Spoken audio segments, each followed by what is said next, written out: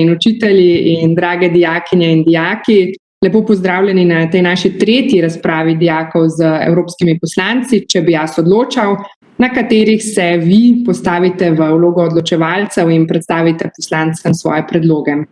Zdaj, preden začnemo, tako kot zmeraj, eno tehnično obvestilo, tako kot vsakič se tudi danes naš pogovor snema in tako kot tudi zmeraj do zdaj vas bom prosila, da če res nimate večjih zadržkov, pustite kamero prižgano.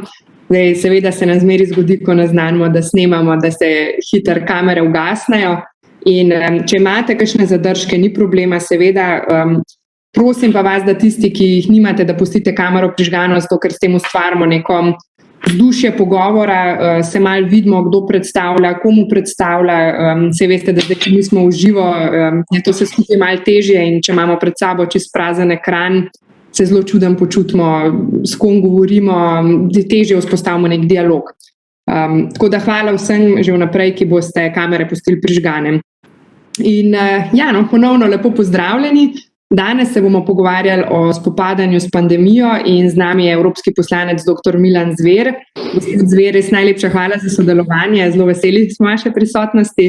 Jaz sem zelo vesel za povabilo. Ja, hvala.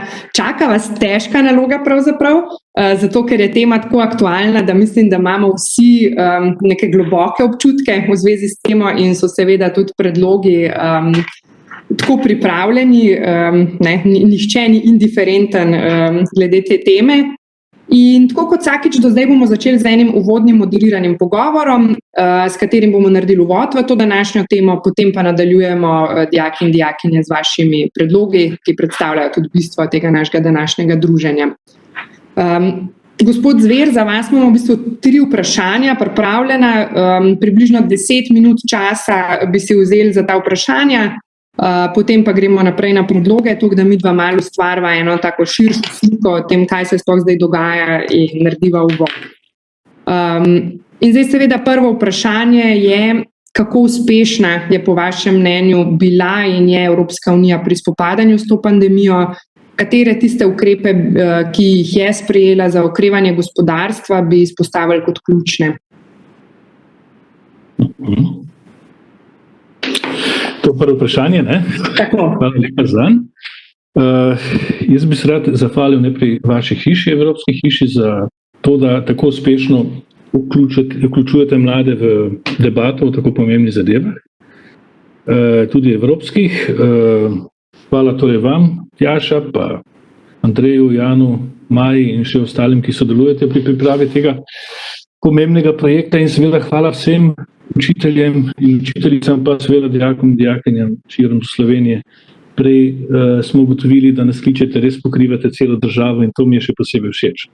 Rad bi slišal tudi odtenke štajerščine, primorščine in tako naprej v pogovoru. Ampak glede na to, da imam rajši dialog, da se pogovarjamo, sprašujete, govorite skupaj z mano, bom v tem uvodu res kratek. Torej, prvič se je zgodilo v zgodovini, da je Evropska unija, pa Evropska komisija, torej Evropske inštitucije, da so prevzele eno tako veliko nalogo, tako veliko odgovornost pred državami članicami. Čeprav to na nekem področju, kjer so države suverene, torej področje zdravstvene politike ostaja suverena pravica držav članic, ne? Ampak letos, torej skoraj po enem letu mogoče so par tednov ali malo zakasnili z nekaterimi pripravami na to pandemijo, ampak vendarle, odkar je bila razglašena, pa je Evropska komisija začela intenzivno delati. Predvsem na 2 stvarih, da se skupaj izvedejo nabave za cepivo in da se operativno vlaga precej denarja tudi v proizvodnjo oziroma raziskave. Evropska komisija je sama vložila kar 2,7 milijarde evrov, je dala kot pomoč pri raziskavah cepiva in to se je prvič zgodilo, ker je Evropska unija podpirala neko proizvodno dejavnost, lahko bi rekli Kitajci ali pa Rusi bi nam lahko učitali neki svojevrstni dumping. Ampak to se je zgodilo in to je bil prvi znak, da Evropska komisija misli resno, tudi z skupnimi nabavami. In ali je to za Slovenijo dobro ali ne, ali bilo bolje, smo se prej pogovarjali, da bi Slovenija poskušala sama na svetovnem trgu poiskati cepivo ali ne. Jaz mislim, da je to dobra rešitev tudi za Slovenijo. Slovenija se je torej pogajala z veliko močnejšim glasom skupaj z Evropsko unijo, z proizvajalci, s farmacevti in seveda dosegla bistveno boljše pogoje, kot bi, če bi se sama poskušala izpogajati, ne. Tako da v Slovenijo res z malo zakasnitvijo prihajajo določene ali pa dogovorjene količine cepiva, tudi postopoma, in jaz mislim, da bomo do konca poletja dosegli tisti cilj, ki se ga je zastavila tudi Evropska komisija, to je 70% precepljenost populacije, in na ta način bi lahko dosegli zmago v boju proti temu koronavirusu, ki je res nekaj izjemnega, nekaj takšnega še v preteklosti nismo doživeli. Smo recimo po drugi svetovni vojni tako imenovano špansko kugo in podobno, ampak takrat je bil odziv držav bistveno slabši, manj učinkovit. Torej, to je bil prvi korak. Sedaj pa potrebujemo, recimo, če bomo zmagali in ko bomo zmagali, potrebujemo še drugi korak, in to je, da se nekako vse te posledice, ki jih je koronavirus pustil v zasebnem, predvsem pa v družbenem in gospodarskem življenju, poskuša nekako popraviti. Ne moreš vrniti življenje ljudem, ki so umrli zaradi tega, in teh je bistveno preveč. Lahko pa pomagaš sanirati nastalo situacijo, in tudi tukaj je Evropska komisija prvi v zgodovini naredila nekaj, kar je dobro za države članice, ne. Sama se je zadolžila in pripravila nek sklad za okrevanje gospodarstva, ki je izjemno visok. Ni seveda tako visok, kot je ameriški, ne. Ameriška vlada je dala 1900 milijard dolarjev, ne, ampak glede na moč gospodarstva in pa število prebivalcev je to bistveno večja injekcija kot je evropska, ampak tudi evropska je kar močna, ne. 1800 milijard skoraj evrov, in tudi Slovenija bo od tega veliko dobila, ne. 5,7 milijard direktno samo iz tega naslova, od tega tudi nekaj nepovratnih sredstev, kar je tudi v redu, krediti pa so izjemno ugodni. In tudi tukaj bo Evropska unija morala narediti nekatere finančne mahinacije ali pa telovadbo, morala bo povečati udeležbo, torej delež GDP-ja na 2% začasno, in pa uvesti tudi nekatere lastne vire, tudi svoje vire. Recimo, če bo obdavčila, ne vem, večje finančne transakcije nekaterih bank ali pa kaj podobnega. Skratka, tudi na ta način se bo Bruselj finančno okrepil in posledično se bo tu malo tudi spremenila razmerja med ključnimi inštitucijami v Evropski uniji. Torej, skratka, da ne bomo šli v preveč podrobnosti, jaz sem vesel, da se je zgodilo to, kar se je, da smo skupaj pristopili k reševanju tega.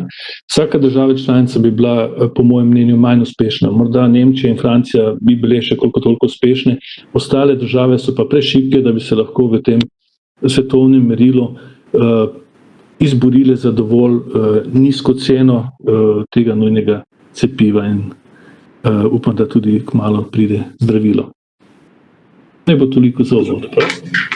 Ja, hvala lepa, in v bistvu ste že odgovoril vmes na moje drugo vprašanje, vsaj v nekem delu, kako pomembno je sodelovanje držav članic pri premagovanju te krize, tako v bistvu navzven, ne, pri tem, kot ste omenili, cepivu, borbi za cepivo, ali kako bi rekla, in navznoter pri snovanju ukrepov. Mogoče samo komentar, če vidite, da je to sodelovanje v primeru te krize potekalo dobro, in kje bi bile mogoče izboljšave v predvsem sodelovanju držav članic pri spopadu z pandemijo.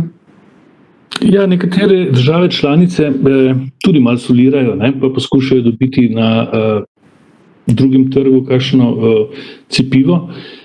Vendar Evropska unija mora tudi jasno povedati, da ne bo vsako cepivo dobilo certifikata za uporabo v okviru Evropske unije. Če že imamo enoten trg, morajo veljati za vse enotna pravila in tudi, če pridejo ruska ali kitajska cepiva, morajo najprej dobiti potrdilo zeleno luč od Evropske agencije za zdravila in šele potem od Evropske komisije dovoljenje. In jaz mislim, da če že ni tako urejeno, bi pač moralo biti.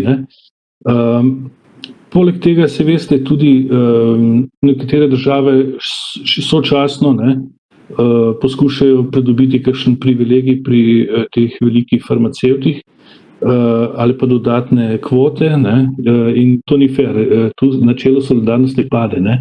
Tisti hip, ko bo dobila neka država več, kot ji pripada po nekem D'Hondtovem sistemu izbire, se pojavi vprašanje pravičnosti, in Evropska predsednica Evropske komisije je na samem začetku dejala, da je transparentnost, torej preglednost in pa poštenost, pravičnost, da sta to pomembni načeli pri ukvarjanju Evropske komisije s to zadevo. In jaz mislim, da je zaenkrat uspelo. Kakšna nagajanja pa so? Jaz ne bi želel, da se govori o nekem COVID protekcionizmu, da bi nekatere močnejše države poskušale zdaj vzeti sebi več in izriniti iz trga manjše države. To bi bilo slabo in jaz mislim, da Ursula von der Leyen tega ne bo dovolila. Seveda so pa interesi, zlasti nekaterih držav, da čim prej poskušajo precepiti svojo populacijo lastne države. Čeprav meni se zdi dokaj ne fair, da se nekatere države hvalijo s tem, da imajo že toliko in toliko bolje precepljeno prebivalstvo kot druge države. Tudi v globalnem merilu se mi ne zdi pošteno. Zadnjič sem poslušal enega funkcionarja Svetovne zdravstvene organizacije, ki je dejal, da je v eni afriški državi bilo cepljeno samo 54 ljudi. To je grozovit podatek, in Evropska unija je nabavila cepive po pogodbah približno 3,1 milijarde. Nas je precej manj, nekajkrat manj. Dobro, dvakrat moraš biti cepljen, ampak vendarle tudi zato, da bi solidarnostno kasneje pomagala nekaterim državam, ki same ne zmorejo zagotoviti dovoljšno števila cepiv. To se mi zdi korektno. Tudi sicer je znano, da Evropska unija daje več kot polovico svetovne pomoči nerazvitim ali pa državam v razvoju in pomaga. Recimo, ni pa še vnovčila te moči. Ja, tokrat se je ta solidarnost pa pravičnost res pokazala kot ključna in izpostavljena, da kaj sploh pomeni ta vrednota in zakaj je ena naših glavnih vrednot v EU. In v bistvu, Janez, zdaj ta kriza zdravstvena ni ne prva, nažalost pa tudi ne zadnja, je sicer prva takih razsežnosti in take hitre širitve v globalnem smislu. Zdaj, večkrat smo že slišali, da se lahko pripravimo na to, da nas kaj takega še čaka. Kako se na ravni EU pripraviti na podobno krizo v prihodnje? Bi bila recimo ta vzpostavitev Evropske zdravstvene unije korak v tej smeri? Kaj sploh pričakovati od tega? Ja, v bistvu je že začela nastajati Evropska zdravstvena unija, ko imamo neka skupna pravila, skupna naročila, skupno dobavo, skupno distribucijo, pod nadzorom Bruslja je praktično to že neka podstat za nastanek Evropske zdravstvene unije. Ampak seveda bi pomenilo to še veliko več mantre, da pridemo do nečesa takega. Je pa seveda vprašanje, če si sploh želimo kaj takega. Zdaj, če bi vprašali države članice, bi zagotovo politiki, vsaj vlade, bi rekli, ne, tega si ne gremo, lahko pa koordiniramo in si pomagamo, tako kot v tem primeru. Ampak latentno taka unija vendarle nastaja, kako tudi socialna unija. Kadar imaš določeno regulativo z posameznega področja, že lahko rečeš, da nastaja tudi zavezništvo na tem področju. Tudi o obrambne unije govorimo, pa so vojske popolnoma suverene, in spadajo pod suvereno nadoblast same države kot take, ne pa unije ali česa podobnega. Skratka, tudi druga področja so. Najbolj občutljivo je tukaj izobraževanje. Ne. Izobraževanje je v Evropi, govorimo o nastajanju nekega skupnega visokošolskega prostora ali pa skupnega šolskega prostora, skupnega raziskovalnega prostora. Ne. Ampak vendarle, mislim, da Slovenci se ne bi kar tako predali, pa bi rekli, bomo uporabljali skupni evropski kurikulum, študijske programe, iste kot imajo drugi in podobno. Ne. Tukaj avtonomijo moramo vseeno imeti na nekaterih področjih in zdravstvo je tudi na nekaterih področjih treba ohraniti določeno avtonomijo. Na nekaterih področjih smo lahko boljši in tudi dober zgled tudi za druge, ampak ta hip tudi Evropska komisija zahteva, da se Slovenija tudi na področju zdravstva reformira. Zato bomo dobili tudi denar iz tega recovery plan, fund, in mi bomo lahko gradili mrežo, veste, nam manjka ogromno stvari, tudi negovalne bolnišnice, imamo osnovni zdravstveni sistem, imamo bolnišnice, manjka je nekaj vmes, kot so te negovalne bolnišnice in še vrsto stvari, tudi na področju oskrbe ostarelih. Smo zadnje desetletje zaostali v razvoju in tudi številke kažejo, da nismo tako dobri kot drugje, smo pa lahko na nekaterih področjih boljši in bi si želeli ohraniti neko samostojnost, avtonomnost in ne bi želeli imeti vse v Bruslu, da bi Bruselj diktiral vse politike, ki jih imamo na voljo. To se zagotovo ne bo zgodilo, ampak močna medsebojna povezanost, pa koordinacija v takih primerih, kot je bil sedaj, korona kriza, je pa več kot dobrodošlo. In v prihodnosti bo imela Evropska agencija za zdravje veliko večjo vlogo, tudi več producentov zdravil, recimo, bodo imeli isto večjo vlogo, morda bodo celo padli pod večjo regulativo strani Evropske unije, ampak za take pandemije, ki zagotovo ni zadnja, nekateri nam grozijo že z novimi in tako naprej, je to pomembno, da se take nekatere skupne inštitucije ohranijo, da je spopad z njimi kasneje lažji. In letos, ko smo začeli malo bolj sodelovati na področju zdravstva v Evropi, smo recimo lahko cepivo razvili v 5 mesecih, kar je v preteklosti bilo skoraj, da si nemogoče predstavljati, kakšne rezultate lahko da sodelovanje med državami. Ja.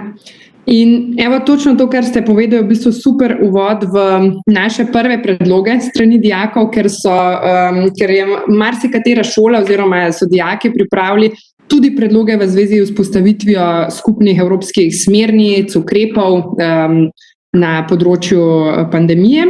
Tako da se bomo mi zdaj po tem najinem uvodu predstavili na dijake. 31 šol je poslalo predloge in res hvala čisto vsaki šoli in vsakemu dijaku, ki je pri tem sodeloval. Že na začetku sem se vam zahvalila, pa vsem bi se vam še enkrat. Res se vidi, da ste razmišljali, da vas zanima, da si želite prispevati k temu, kaj se dogaja okoli nas. Tako da predlogi so super, nad pričakovanji in je vaš odziv. In se veselim tudi, da slišimo današnjih 9 šol, ki bodo danes predstavile svoje predloge. Zdaj, tako kot že prejšnjič sem vas razdelila v 3 sklope, torej najprej 3 šole predstavite svoje predloge, potem damo evropskemu poslancu 5 minut za odziv na vaše predloge in potem spet naslednja trojka odziv, naslednja trojka odziv. Zdaj, predlogi so bili tokrat zelo raznoliki in vas je bilo težje razdeliti po nekem skupnem imenovalcu v skupine. Zdaj sem se potrudila, da so v isti skupini zmer šole, ki imajo vsaj en predlog podoben, ki gre v isto smer, ki obravnava isto področje, ampak bomo videli, kako bo to potem potekalo. Jaz vas bom poklicala k besedi, katera šola je na vrsti, pri nekaterih vem tudi, kdo bo predstavljal, pri drugih pač tisti, ki veste, da predstavljate, se javite, si vklopite mikrofon in ko končate, si mikrofon izklopite. Če imate kakšno repliko, mi dajte to napisati tukaj v chat in vam potem dam besedo. Dogovorjeni smo za eno repliko na posamezno šolo. Želeli bi si seveda več in da razvijamo dialog, ampak žal nam čas tega ne omogoča. Je pa seveda to samo uvod in lahko še kak dogodek na to temo tudi naredimo kdaj kasneje oziroma ga vi organizirate v okviru vaših aktivnosti. Tako da gremo mi začeti z prvo trojko, ki jo vam jaz sklepim. In sicer sem tukaj izbrala šole, ki ste omenile te neke skupne evropske smernice in ukrepe, pa tudi odprtje šol bomo videli, tako da bi najprej povabila k predstavitvi Gimnazijo Novo mesto, da predstavite svoje predloge. Izvolite. Torej, pozdravljeni, sem Domen Špringer iz Gimnazije Novo mesto. Torej, glede šolanja na daljavo smo prišli do zaključka, da bi na ravni Evropske unije sprejeli torej minimalno, koliko teh videoklicov na dan bi imeli in maksimalno ur, torej da bi imeli nekje 3 do največ 5 šolskih ur na dan, ker je tudi problem, da govorijo znanstveniki, kako so torej zdaj najstniki in otroci zasvojeni s temi računalniki in to, torej da omejimo, koliko časa na dan so na računalniku. Potem drugo smo izbrali aplikacije za sledenje stikov, da bi najlažje bilo, če bi imeli enotno aplikacijo za celo Evropsko unijo, torej da ne bi prihajalo do teh težav med državami in tudi lažje bi poskrbeli za varnost, če bi cela Evropska unija stopila skupaj. Potem pod tretje smo pa za gospodarstvo predlagali, da se moramo spet zaradi te epidemije, ki je zdaj tudi načelo gospodarstva, vse države nazaj razviti, torej opomoriti do prejšnje ravni, kakor so bile razvite in tudi, če bomo vse države imeli enako razvite, bomo tudi lažje potem jih še naprej razvijali in ostajali tudi gospodarsko še naprej močna združitev v svetu. Hvala lepa, Domen, za predstavitev vaših 3 predlogov. Super ste pripravili. In k naslednji predstavitvi vabim Gimnazijo in kemijsko šolo Ruše. Izvolite. Dober dan. Moje ime je Ožve Očko iz Gimnazije in srednje kemijske šole Ruše. Tako na naši šoli menimo, da pandemija koronavirusa mora biti v ospredju in mora biti prioriteta vseh evropskih držav, tudi svetovnih. Smo pa po eni strani zelo kritični do celotnega dogajanja v Sloveniji, Evropski uniji in v svetu. Zato bi predlagali, kot smo že rekli, predvsem nekaj izboljšav na področju ukrepov. Pa smo se najprej omejili na Evropo. Torej, menimo, da bi se evropske članice morale bolj povezati pri skupni neki enotni strategiji pri boju z koronavirusom in tako pri strategiji glede cepljenja, ker kot je povedal gospod poslanec, lahko pride oziroma prihaja do nekega določenega rivalstva. Menimo, da bi si vlade Evropske unije morale pomagati na tak način, da bi si posojale zdravstveno opremo in strokovnjake. EU bi morala po našem mnenju hitreje finančno podpreti članice, predvsem tiste, ki imajo slabše zdravstvene sisteme in slabšo koronsko sliko. Torej, ključno se nam zdi neka skupna strategija, pa ne samo v Evropi, omejili smo se tudi na Slovenijo in najprej bi uvedli po našem mnenju neke bolj smiselne skupne ukrepe, ki dejansko preprečujejo širjenje koronavirusa in na nek način ne posegajo v človekove pravice. Menimo, da bi se vlade morale še bolj soočati z stroko in jo upoštevati, zgledovati in posvetovati ter komunicirati bi morali. Vlada bi morala komunicirati z državami, ki imajo manj okuženih oziroma so bolj uspešne v tem spopadanju z virusom. Po mnenju bi morali biti tudi ukrepi naprej domišljeni. Zaradi vseh teh ukrepov lahko pride tudi do kasnejše nekakšne krize. Torej bi na primer na področju turizma in gostinstva, predvsem gostinstva, uvedli neke drugačne, poleg na primer prevzema hrane zunanje prehranjevanje, torej pod vsemi ukrepi, varnostna razdalja, predelne stene, manj ljudi na izmeno bi delalo. Omejili smo se pa predvsem, ker smo tukaj predstavljamo šolo, omejili na šole. Torej, mi po našem bi šole bile zadnje ustanove, ki bi se zapirale, ker smo del tega in vemo, kako se počutimo. Torej, mislimo, da to šolanje na daljavo vpliva na naš socialni in psihološki razvoj, obenem pa je to za nas veliko stresa in obupa. Ker imamo v mislih tudi naše maturante, smo razmišljali tudi o prilagoditvi mature in ker če bo to šolanje nadaljavo trajalo še nekaj časa, bo to že skoraj četrtino njihovega šolanja nadaljavo in v tem primeru se nam zdi matura neupravičena in nerelevantna. Torej bi razmišljali tudi o ukinitvi mature. Enako bi pa razmišljali tudi za nas, nižje letnike, ki bomo kasneje maturantje. Torej predlagamo, ključno se nam zdi nek skupen razmislek in skupna, enotna in močna strategija. Hvala. Hvala lepa, Ožbej, za predstavitev vaših predlogov. In pa še zadnja v tej naši prvi trojki, Strojna šola Ptuj. Lepo vas vabim, da predstavite vaše predloge oziroma vaš predlog. Hvala za besedo. Sem Andrej Časekojnik in prihajam iz Strojne šole Ptuj. Predstavil bom naše predloge za spopadanje z epidemijo koronavirusa. Mi odločali, bi takoj odprli vse šole v Evropski uniji, a pod posebnimi pogoji za vse učence, dijake in študente. Predvsem nam je pomembno opravljanje praktičnega pouka v šolskih delavnicah. Saj je dokazano, da je v šolah zelo malo okužb in se nam zato ne zdi potrebe po šolanju nadaljavo. Menimo, da smo mladi prikrajšani za znanje in izkušnje, ki lahko v prihodnosti pomembno vplivajo na možnosti naše zaposlitve doma in v tujini. Učenci, dijaki in študentje smo namreč postavljeni v neenakopraven položaj glede pridobivanja znanja, možnosti šolanja doma in v tujini, opravljanja mature in zaključnega izpita ter pridobivanja štipendij ter zaposlovanja. Kaj bi storili? Najprej bi na nivoju Evropske unije poenotili celotno šolsko politiko. Na nivoju Evropske unije bi osnovali delovno skupino oziroma delovno telo strokovnjakov, ki bi neodvisno od politike posamezne države spremljala situacije po državah Evropske unije in dajala smernice oziroma priporočila glede odpiranja in zapiranja šol. Vsaka država bi lahko v tabelah, grafih in s pomočjo aktualnih informacij o epidemiološkem stanju v državi spremljala situacijo doma in v Evropi ter temu ustrezno prilagajala obiskovanje šol. Šole bi bile odprte pod strogimi posebnimi pogoji, v primeru drastičnega poslabšanja epidemiološke situacije v posamezni državi pa bi uvedli šolanje nadaljavo vendar le za maksimalno 1 mesec, za snov, ki jo je možno nadoknaditi. V šolah bi morali upoštevati tudi varnostne ukrepe, kot so na primer nošenje mask, razkuževanje rok, ohranjanje varnostne razdalje in prezračevanje prostorov. Zavedati se moramo, da smo del velike družine narodov in da nam je tudi zato omogočeno enakopravno pridobivanje znanja. Če vsaka država deluje po svoje, temu ni tako. Skrbi nas za prihodnost bodočih rodov, saj znanje in izkušnje rešujete življenja. Znanju je moč mladih pa je osnova za svetlo prihodnost vseh držav Evropske unije. Hvala za vašo pozornost. Hvala, Andrej. Evo, prve 3 šole ste predloge predstavili in zdaj dajemo besedo evropskemu poslancu, da pokomentira vaše ideje in misli. Gospod dr. Zvir, izvolite. Ja, hvala lepa. No, kar dobri predlogi, moram reči. Najprej Domen, Novo mesto.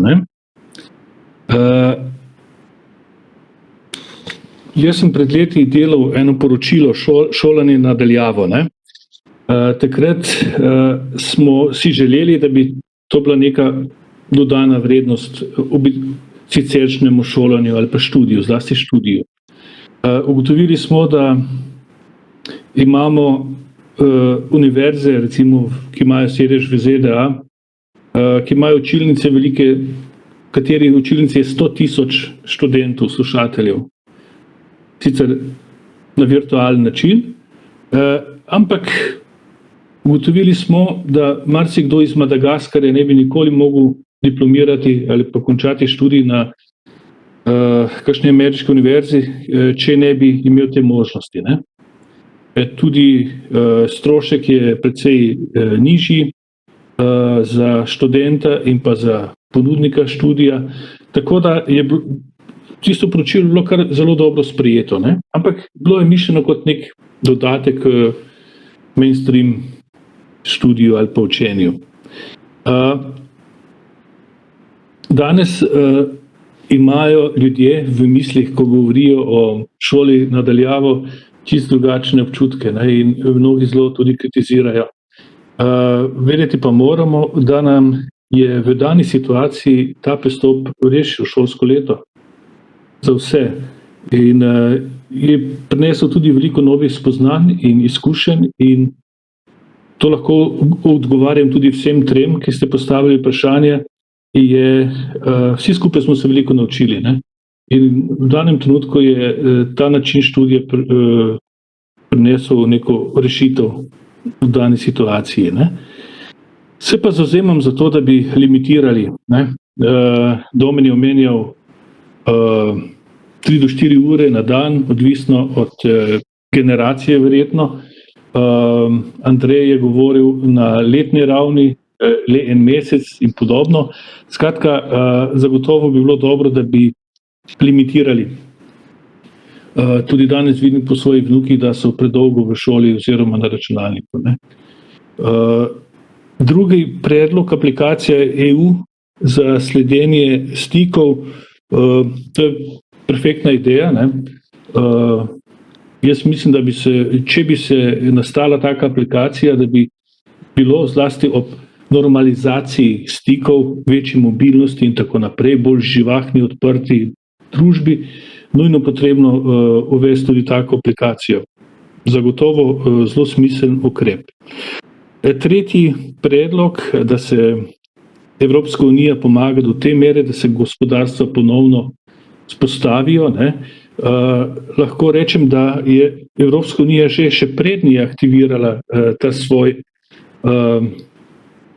plan za oživitev gospodarstva v višini 750 milijard evrov, že pomaga državam članicam, ne, na različne načine in tudi Sloveniji. In Slovenija je precej dobro izkoristila ta denar brez nekih večjih socialnih stresov. In tudi gospodarska rast, drugo leto se pričakuje bistveno izboljšanje, torej hvala Bogu, država ni padla preveč globoko, da se ne bi morala relativno v kratkem ponovno pobrati, v gospodarskem smislu govorim. Letos smo dobili tudi 900 milijonov iz fonda Šure, 900 milijonov evrov za preprečevanje socialnih stisk oziroma za iskanje, torej za stisk, ki so posledica izgube delovnega mesta. Torej, Novo mesto, zelo dobro. Zdaj, Ožbej, Ruše.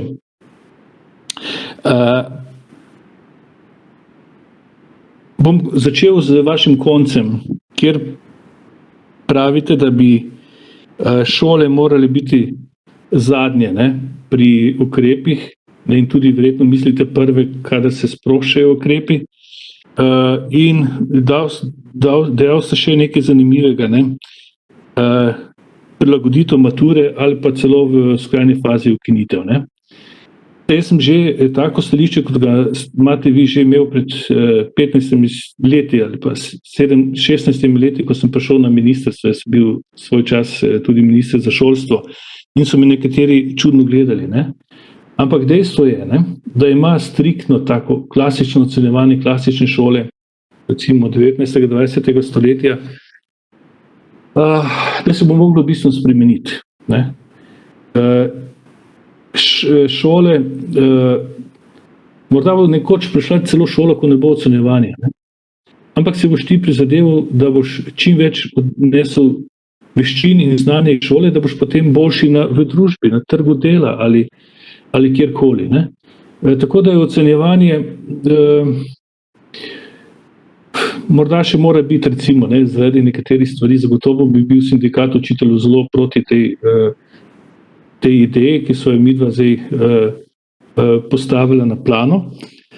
Ampak prilagoditev mature, ne, in standardov pa bo zagotovo posledica in to že letos, to mora biti kratkoročni ukrep, relativno hitro se morajo šolniki zbrati in gotoviti, kaj in kako narediti, ne. Dejstvo je, da niste imeli popolnoma enakih pogojev, kot bi jih imeli v normalnem času in jaz upam, da se bo kaj naredilo v tej smeri. In prav razmišljate. Vlada ne išče zglede zunaj, to se dogaja, praktično vse vlade med seboj komunicirajo, si izmenjujejo dobre prakse in to je že velik korak naprej, ne.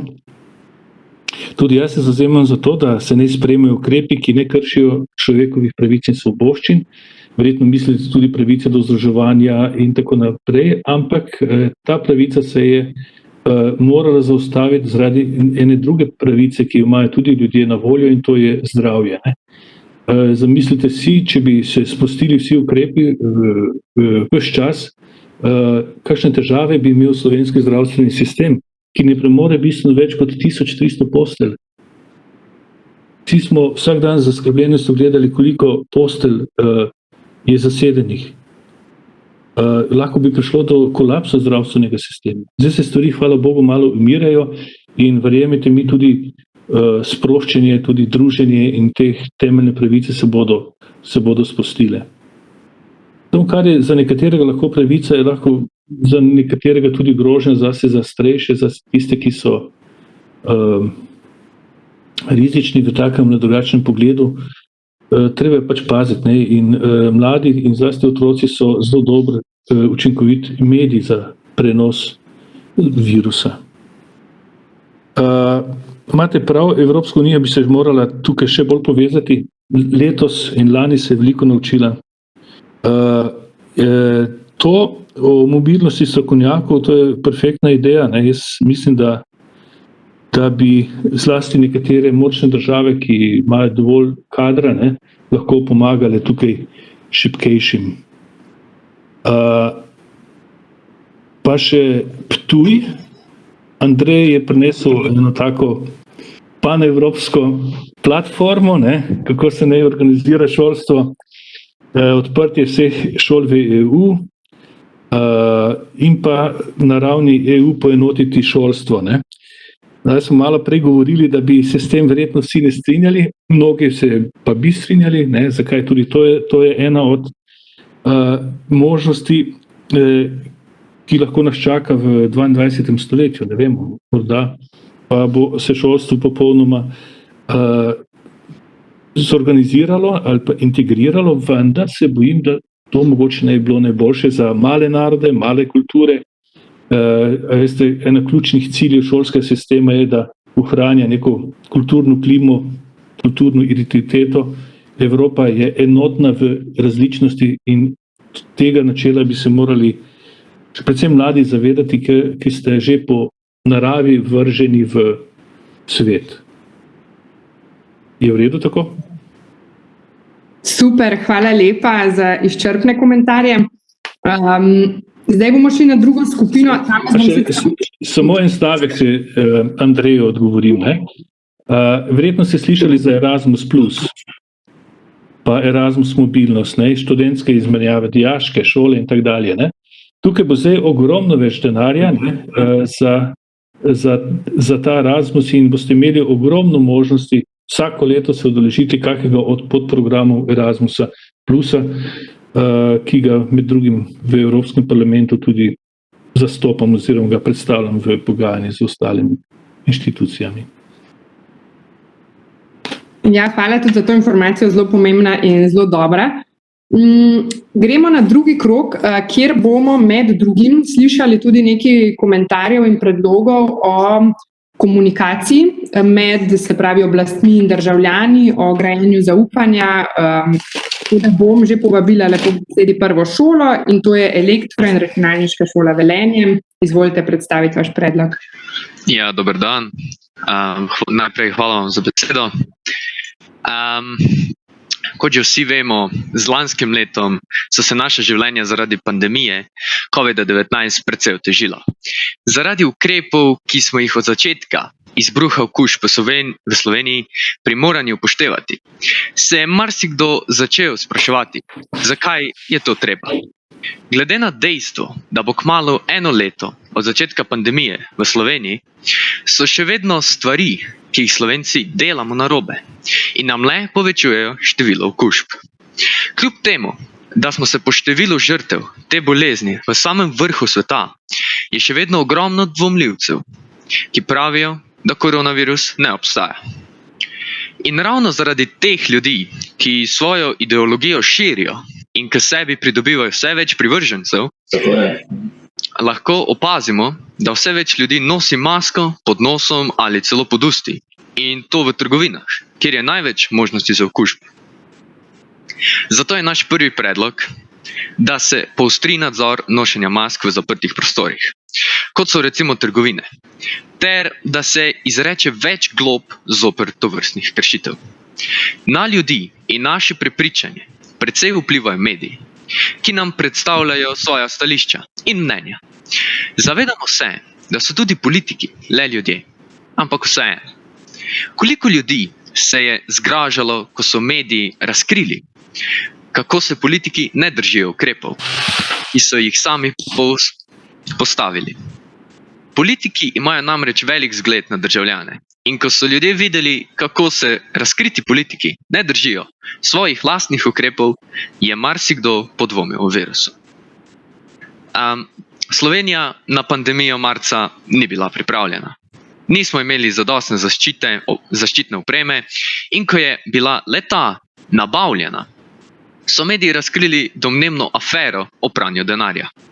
V drugem valu, nedavno, je vlada RS podpisala pogodbo za nakup precej nezanesljivih antigenskih testov. Ko je javnost izvedela, s kom je naša vlada podpisala pogodbo in da je nekaj teh testov sploh ni bilo ustrezno certificiranih, je bila seveda ogorčena.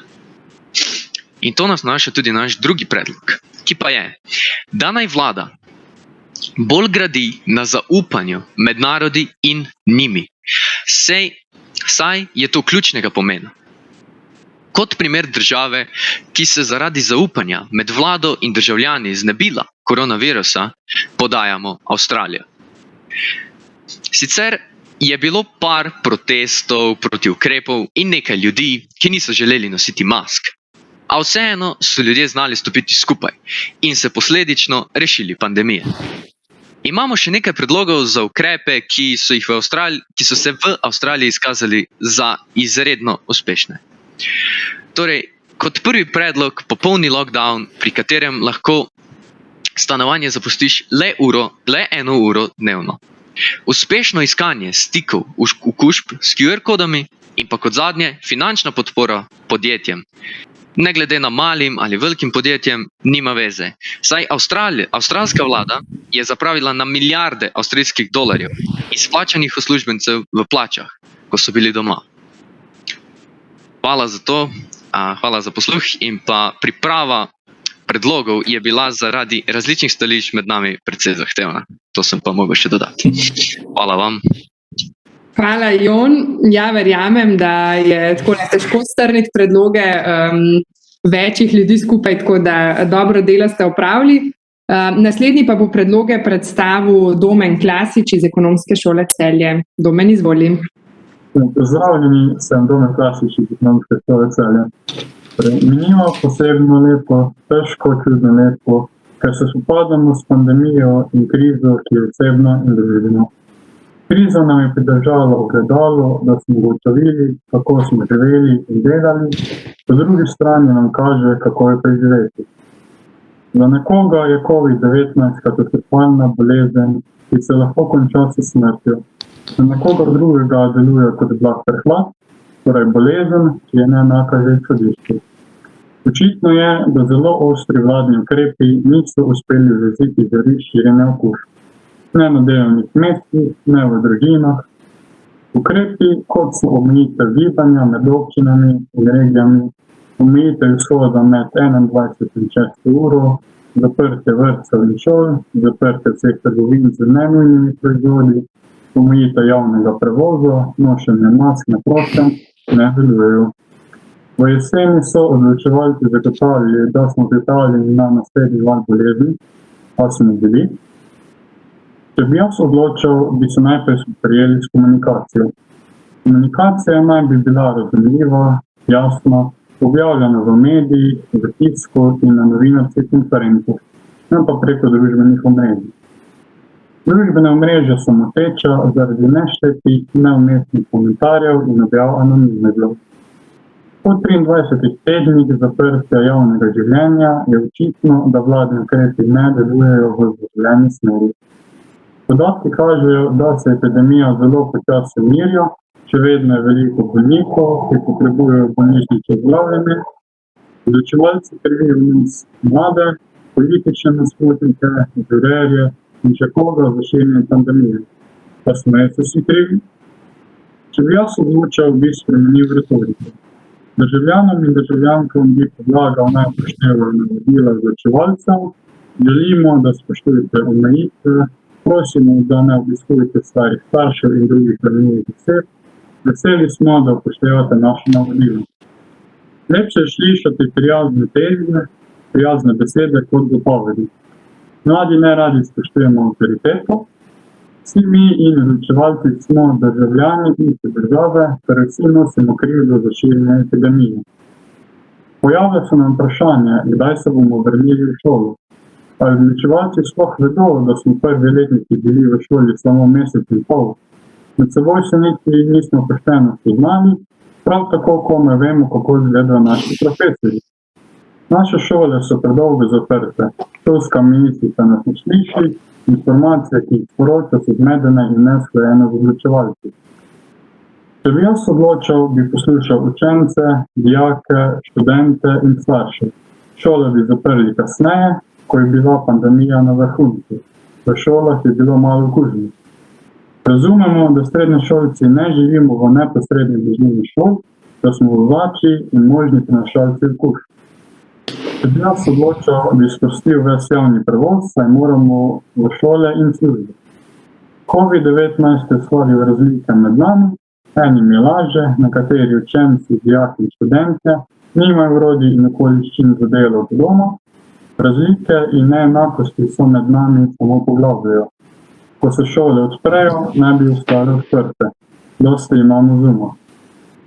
Razumemo, da so odločevalci pripravili strategijo, ki temelji na nadzorovanem odpiranju javnega življenja, ob izvajanju splošnih in posebnih ukrepov, ki slonijo na znanstvenih dokazih z odpiranjem vrtcev, šol in gospodarskih dejavnosti. Ukinitvijo omejitev gibanja med občinami, regijami in v našem času. Če bi jaz odločil, bi uvedel testiranje in cepljenje za dijake in vse delavce, da bomo lahko obiskovali šole in starši nemoteno opravili svoje delo. V vsej Evropi in svetu so omejitve podobne. Zakaj imajo drugod uspeh, pri nas pa? Čeprav ne odločamo o ničemer, menimo, da je najbolj pomembna komunikacija.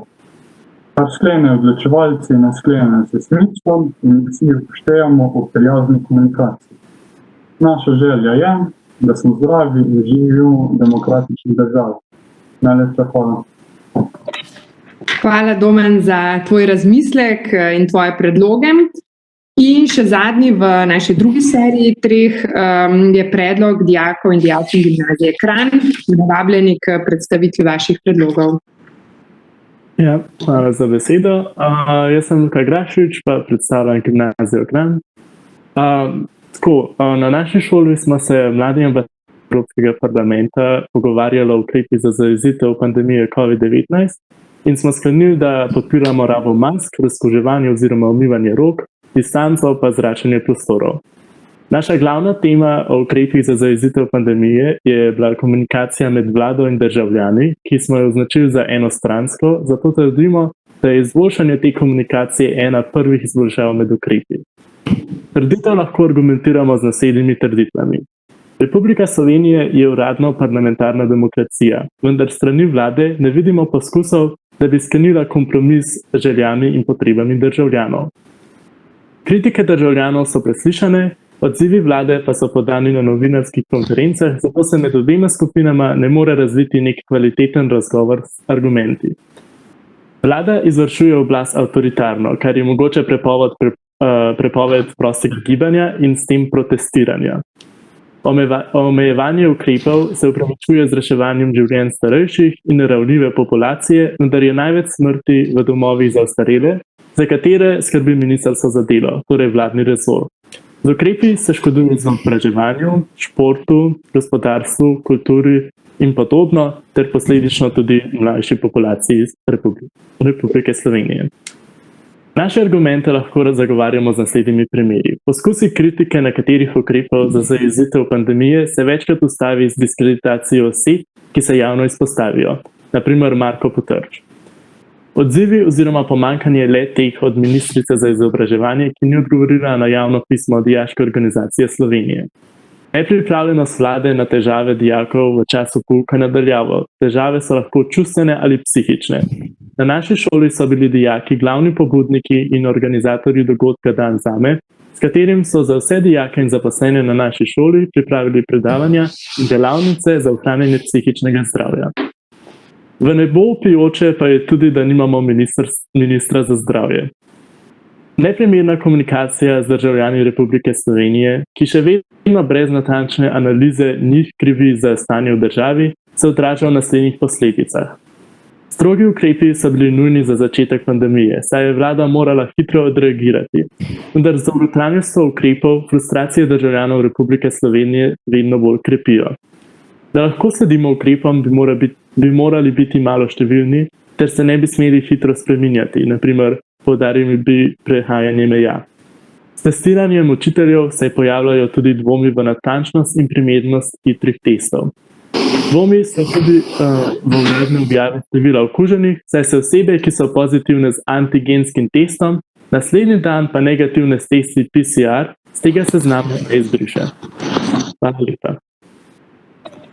Hvala, Luka, tudi za vaše predloge. In tako, zdaj smo spet eno trojko sklenili. Gospod Zver, jaz vas bom mogla prositi za maksimalno 5-minutni komentar, ker imamo še 3 šole, ki morajo potem predstaviti predloge.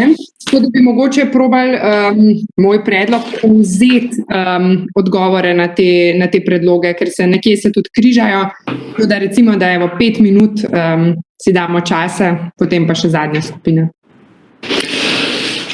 Prav, jaz običajno nisem dolg, ne? Ampak najprej Velenje, Jon, se tudi samo kritično dotaknil nekaterih stvari, da kaj delamo vse narobe, ljudje ne nosijo mask, nekateri govorijo, da COVID ne obstaja in je podal tudi dokaj tak hard predlog, ne? Popolni lockdown, le 1 ura na dan bi bila na voljo na posameznika, da bi lahko šel ven. Pokrivil je tudi medije za nastalo situacijo, kako tudi politike. In predlagal, da ji vlada dela podobno kot v Avstraliji in sicer ne gradi na zaupanju državljanov oziroma javnosti, ne. To je, drugi predlog je dokaj v redu sprejemljiv, ne, in vsaka vlada si seveda prizadeva, da bi njena komunikacija z javnostjo bila pač najbolj uspešna in tako naprej. Jaz ne bi zdaj ocenjeval, ni branil, ni kritiziral obstoječe vlade, vendar primerjalno gledano, kako delajo in kako so bili odzivne nekatere druge vlade, zlasti v prvem valu, ne, je se naša vlada dokaj izkazala, ne. Vse tako kažejo nekateri pokazatelji, ne. Ampak skoraj pa se ne bi strinjal z prvotnim predlogom, ne. Mislim, da zdaj čas za popoln lockdown ni več primeren, ne. Lahko pa bi bil ob kakšni drugi priložnosti, ne. Nekateri ste kritizirali dejstvo, da šole ni.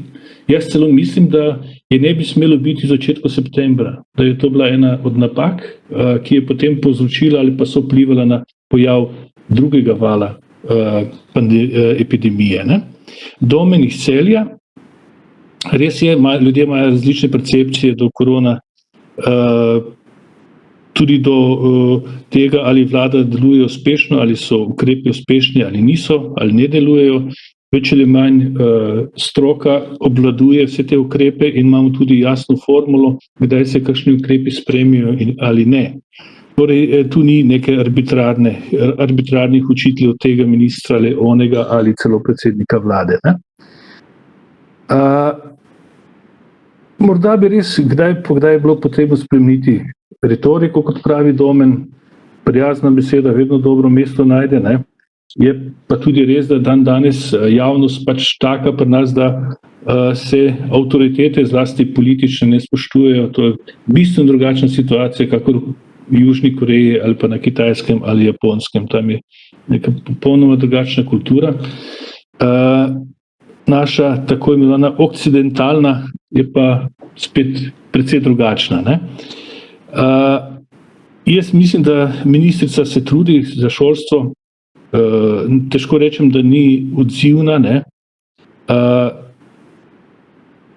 Jaz tudi razumem, da, kot pravi Domen, dost imamo Zooma, ne? Ampak nekatere stvari je potreba vendarle sprejeti, tudi če imamo dost česa. Ne? Recimo včasih lahko opazim tudi med vami, med Jonom pa Domnom, kar radikalne razlike, ne, v percepciji celotne zgodbe. In tudi prav je tako, da različno mislite in prihajate do različnih rešitev in predlogov. Luka Kranj, sem vesel, da spoštuje tiste ključne ukrepe na osebni ravni, ki jih moramo imeti, če hočemo ostati zdravi.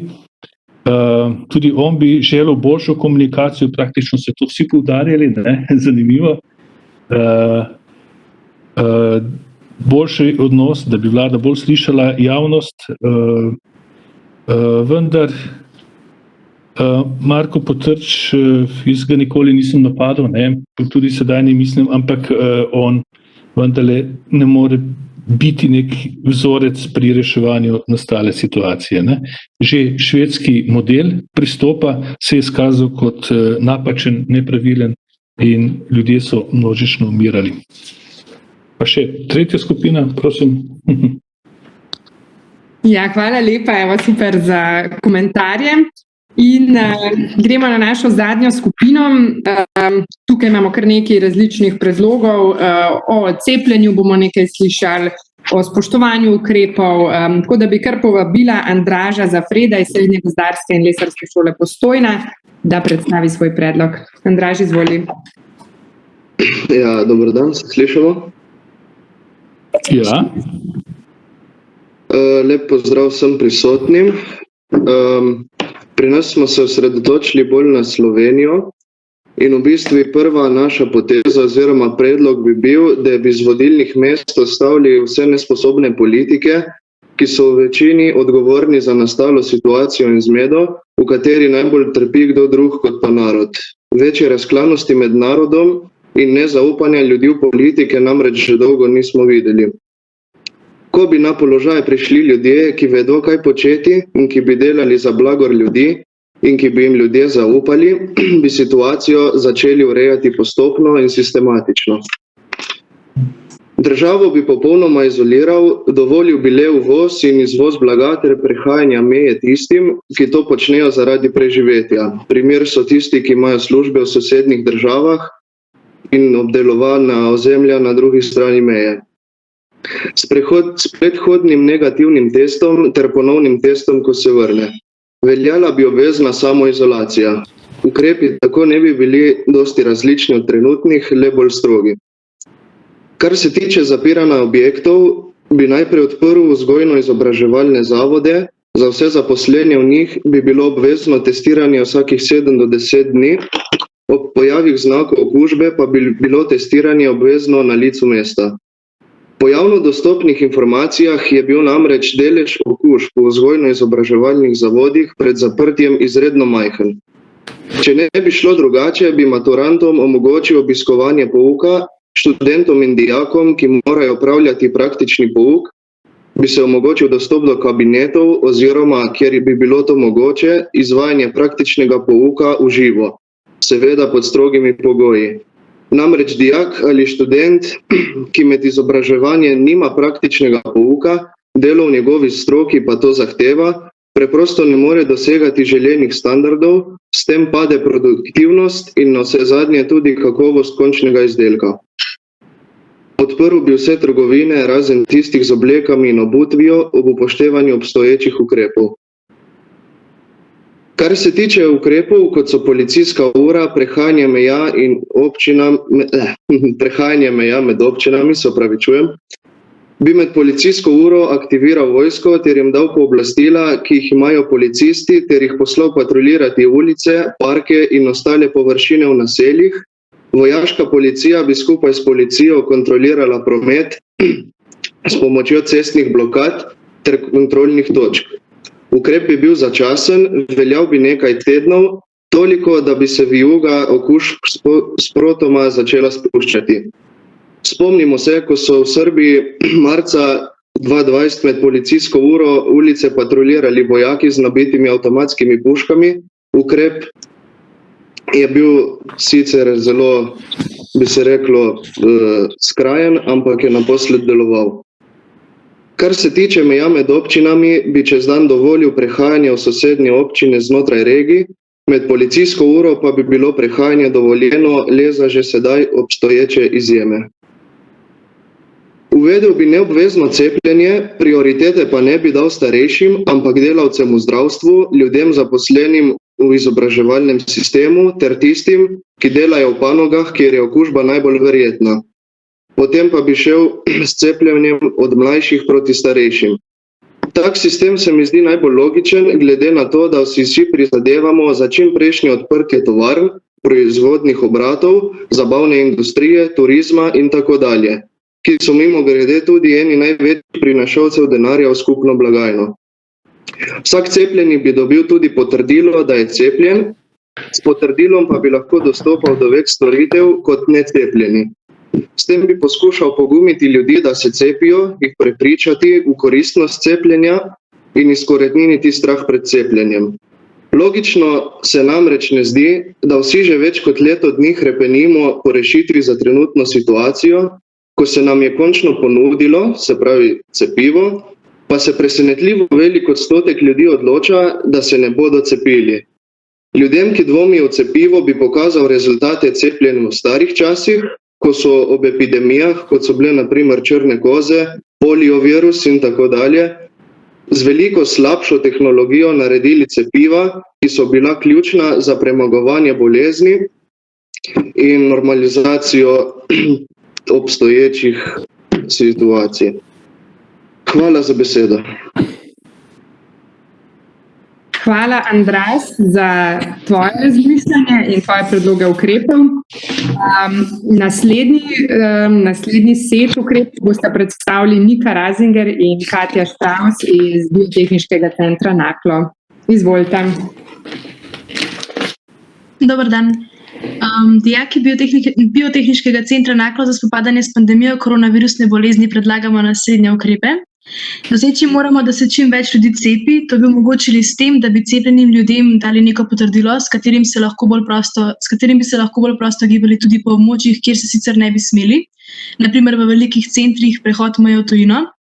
Predlagamo uvedbo še strožjega nadzora nad spoštovanjem ukrepov za zajezitev širjenja okužb. Globa za kršenje teh ukrepov pa bi bila odvisna od premoženja. Ker bi izvajali strožji nadzor, se ljudje ne bi izbrali v velikih skupinah, zato bi lahko omogočili prehajanje občin, da bi se lahko več gibali. Starejšim osebam ali ljudem v rizičnih in drugače izpostavljenih skupinah bi omogočili razvoz osnovnih dobrin na dom, kar bi upravljali prostovoljci. Hvala.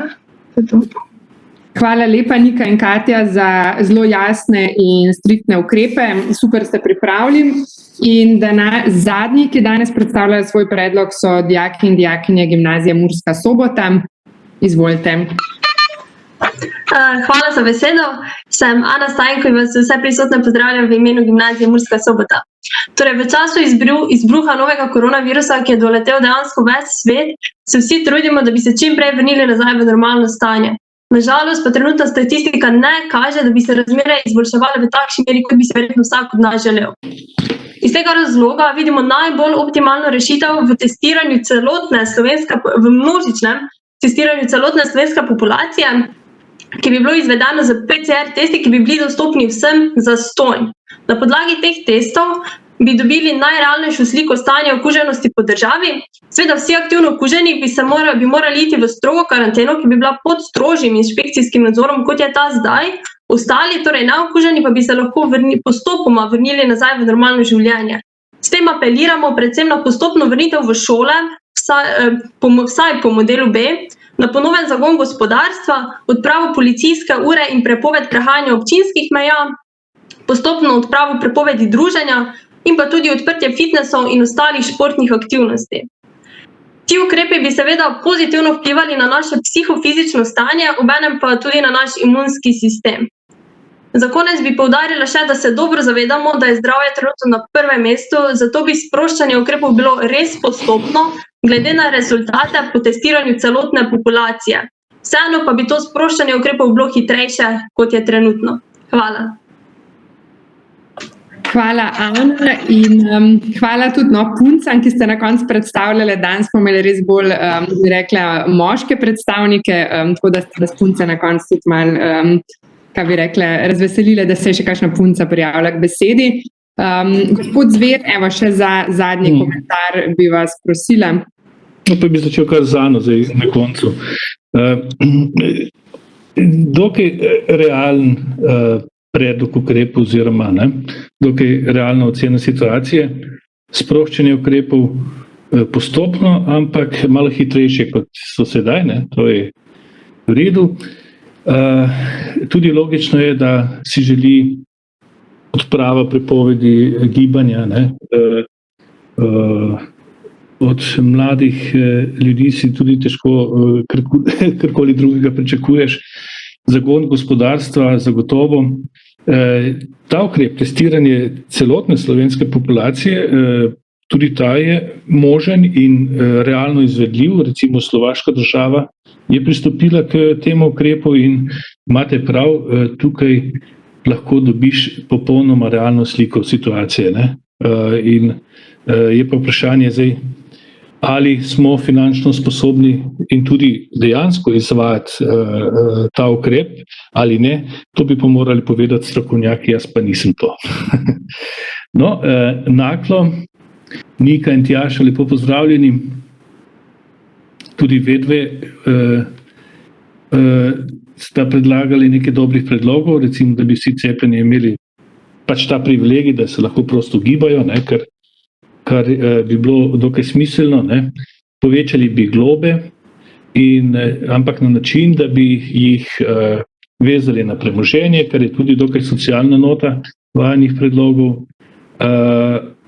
kakor tudi, da bi starejše, verjetno mlajši, ali pa tisti, ki lahko oskrbovali na domu z potrebnimi dobrinami.